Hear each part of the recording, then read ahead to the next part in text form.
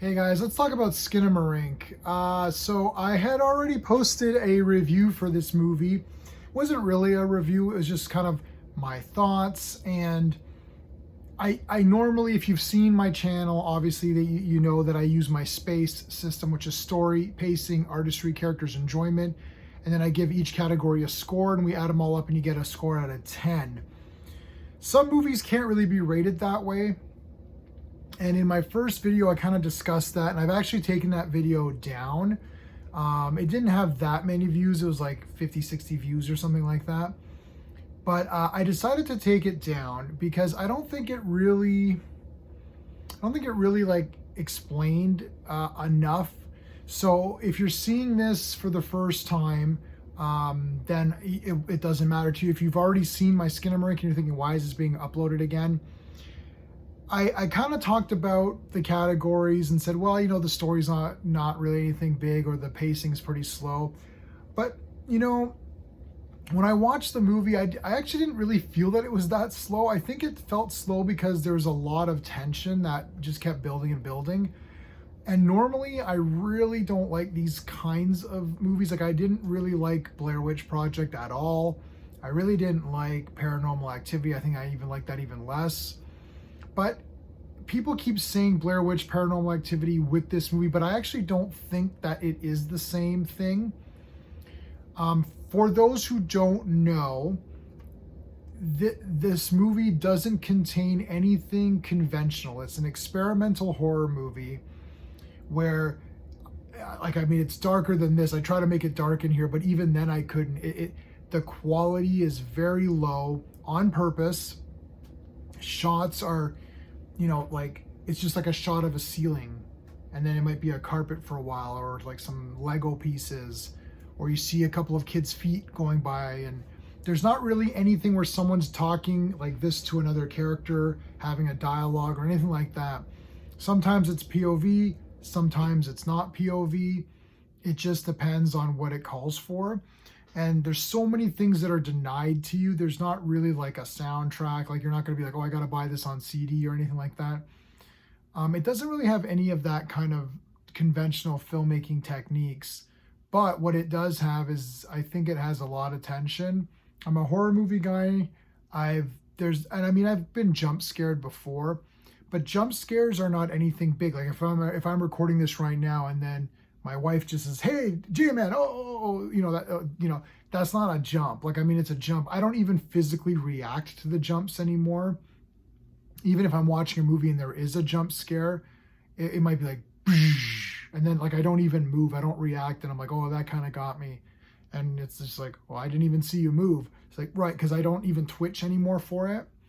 So there's only ever been one jump scare that meant something to me, to where I'm saying, like, I was so involved in what's going on that it actually freaked me out for a second. I've never been scared.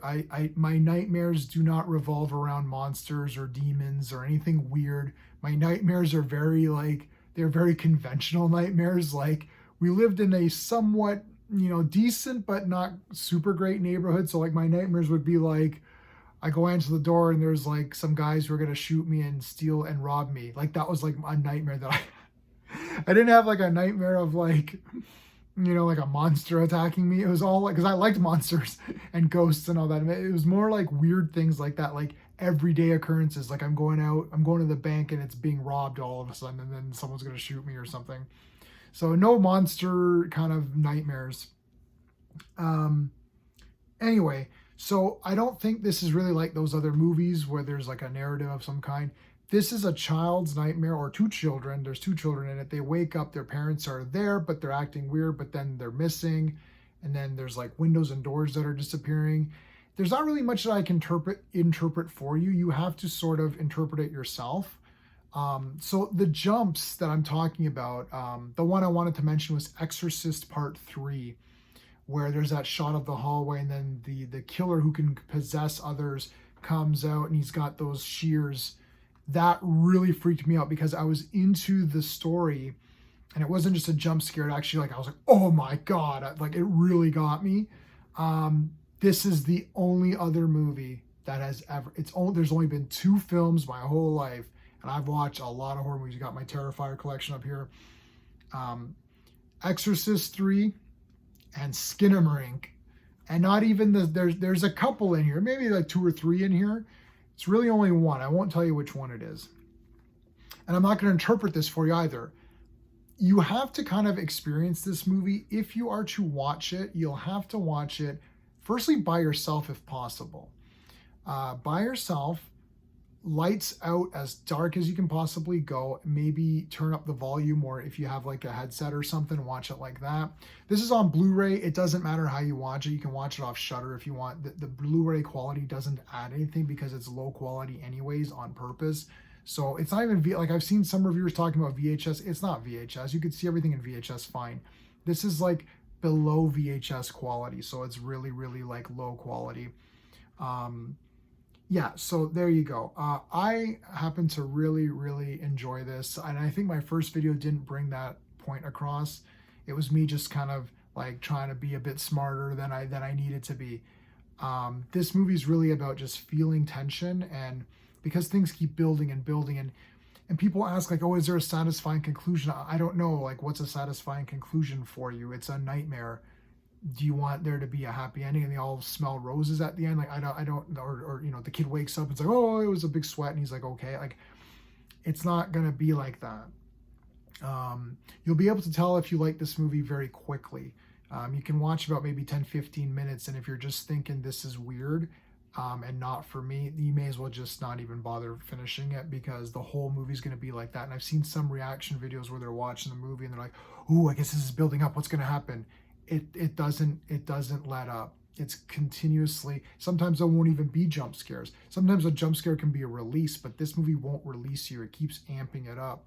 So you're completely confused as to what's going on, and you end up trying to see things in the blackness. So the reason I re-uploaded this video, I didn't watch this yet, but there is a commentary by, it's Kyle Edward Ball, who's Canadian. So yay, Canadian. And his YouTube channel was all about filming people's nightmares into like short little videos. What a genius idea. It's absolutely genius.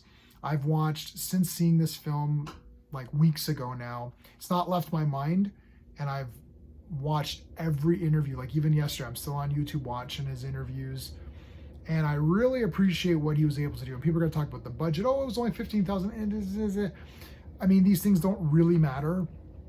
The finished product is what matters, and there's people out there telling you that this is the scariest thing that they've ever seen, and some horror movie channels think it's a complete joke and rubbish.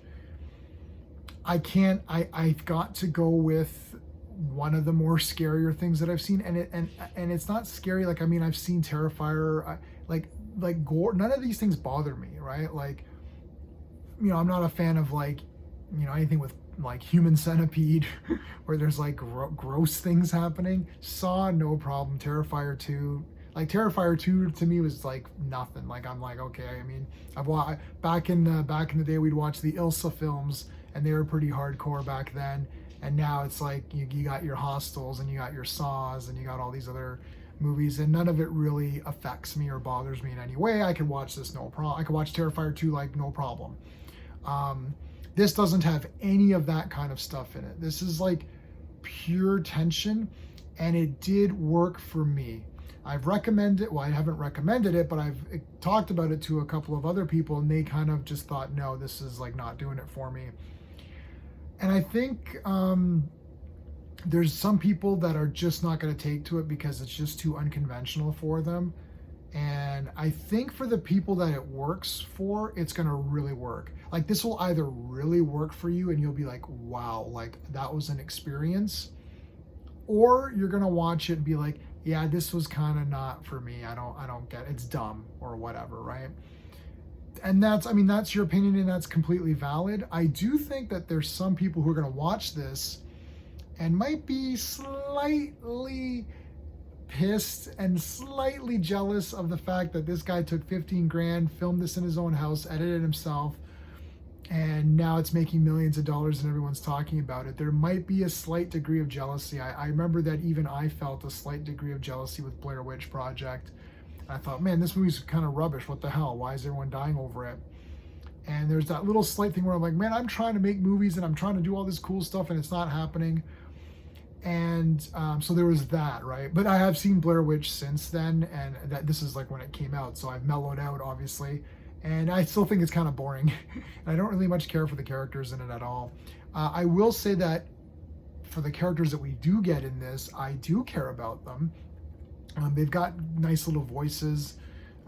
They're cute kids. At least they sound like they're cute kids, so you kind of feel for them. But yeah, it really worked for me. I mean, let me know your thoughts in the comments if you've seen this or not.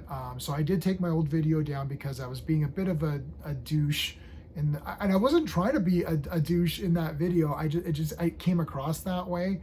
And I was like, you know what? I don't want this to be what's out there on the internet, you know, to show my opinion of this movie, because I really did like it a lot. Is it a masterpiece? I don't know. I don't, you know, like it's not 2001: A Space Odyssey masterpiece or Lawrence of Arabia or something. But yeah, maybe it is. Maybe it's a masterpiece of low quality, like lo-fi, small budget films. I don't know. I can only tell you that it's more of a feeling and an experience than it is a film. It's literally living these kids' nightmares out. You can interpret it. There's little things that I've seen interpretations. I'm not going to get into it. It's not anything that matters. It becomes your movie, I think. I think this is one of these movies that you watch it and it becomes yours. Like you're like, ooh, I know what's going on. And there's a commentary on here, which I'm going to listen to. I guarantee you, I haven't listened to it, but I guarantee you Kyle reveals nothing. He's not going to say what it is. He wants you to feel the experience yourself. So yeah, congratulations, buddy, man. I think it's pretty awesome. So I'm definitely going to check out his next movie 100%. He's Canadian, so I got to support my Canadian brothers. He wears a toque as well, so come on. I mean, I'm not going to wear a toque, but I appreciate that. So yeah, let me know. Give it a shot. What the hell? Like, what else you got to do? You going to watch another, trashy Disney Plus show or something? Like, I mean, like, how many times can I come on here and rant? Oh, I didn't watch Ahsoka yet. I didn't finish that Andor. Like, I'd rather just watch this again then and at least get some sort of feeling. Like, even if you watch this and you absolutely hate it and you're angry and frustrated, well, that's a feeling, and you're angry and frustrated about something that was brand new and original and unique, not angry and frustrated at, how they treated Obi-Wan Kenobi in that trash TV show, right? Or how they ruined Indiana Jones in the Dial of Puke.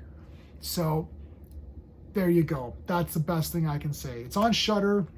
You can get the Blu-ray. It's not going to be high quality. It ain't going to be no 4K or whatever. It's just like, you put this in, you're like, why is this on Blu-ray? Well, it's on Blu-ray because that's the format of choice. That's it. So you can watch it, and it's not going to be any better on Blu-ray. Just watch it off Shudder then if you want. This has nothing but the commentary, I believe. Commentary by Kyle Edward Ball and the director of photography. There you go. That's it. So I will watch it and see what I think. But yeah, that's it, guys. All right. Until next time.